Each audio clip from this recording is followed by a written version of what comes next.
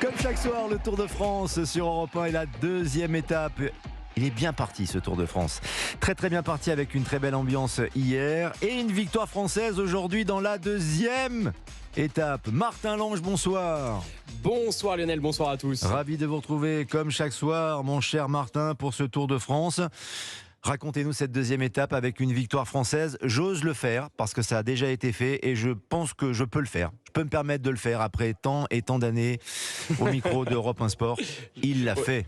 Bravo Lionel. Oui, Victor l'a fait. C'est le nom de ce coureur français qui a remporté cette deuxième étape. L'année dernière, il avait fallu attendre la 19e étape pour voir un Français s'imposer. Cette année, ça a été beaucoup plus rapide et on le sentait. Victor l'a fait très en forme. Hier, il avait été le seul à suivre Tadej Pogacar et Jonas Vingegaard, les deux grands favoris de ce Tour de France. Le seul à les suivre dans la côte de Piquet. Aujourd'hui, on l'a peu vu. Il est resté dans les roues. Vingegaard et Pogacar se sont encore fait la guerre au sommet du Jayskibel, le dernier col du jour. Et il n'était que deux au sommet. C'est d'ailleurs Tadej Pogacar qui est passé en tête pour prendre les bonifications, ce qui lui permet d'ailleurs d'être deuxième aujourd'hui au général. Mais dans la descente, Vingegaard n'a pas voulu collaborer comme hier. Du coup, pas mal de coureurs sont revenus, dont Victor Lafay. On s'est un petit peu attaqué dans le final. Et Victor Lafay, il a fait le coup du kilomètre. Il est parti un petit peu en facteur de derrière. Personne ne l'a suivi. On pensait qu'il allait un petit peu craquer, qu'il ne tiendrait pas. Et il est allé au bout et il a gagné. Écoutez sa réaction, c'était juste après avoir levé les bras. Aujourd'hui, il y a un gros tempo toute la journée, c'est parce que j'affectionne le plus. Mais voilà, je me suis vraiment accroché. Je me suis dit, pour une fois, je vais avoir un plan dans le final. Ce qui est sûr, c'est que sûrement ça allait attaquer dans la petite bosse à la fin, alors j'ai laissé faire. Et je me suis dit, voilà, je fais le kilomètre, sinon j'attaque dans la descente, je voyais comment ça faisait.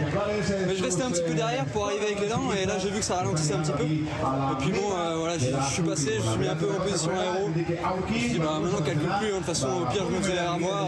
Même si je prenais une cassure, c'était pas si grave, parce que dans tous les cas, je suis pas là pour le général. Hier j'ai été victime du marquage, aujourd'hui peut-être j'en ai profité un petit peu. Après voilà, j'ai vu que Jumbo avait beaucoup travaillé dans le final, donc c'est pour ça aussi que je me suis dit que peut-être faire le coup du kilomètre c'était une bonne idée, vu que c'était un petit peu entamé.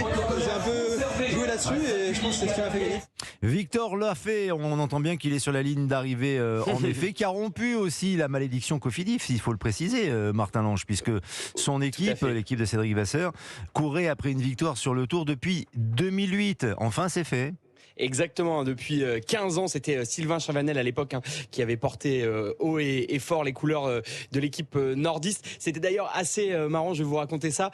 J'étais avec Cédric Vasseur au moment de la victoire de Victor Lafay au bus de Cofidis. Alors juste pour vous raconter, on est sur le bord de mer là à Saint-Sébastien, c'est tout en longueur, donc les bus sont très très très loin, à quasiment 1 kilomètre de la ligne.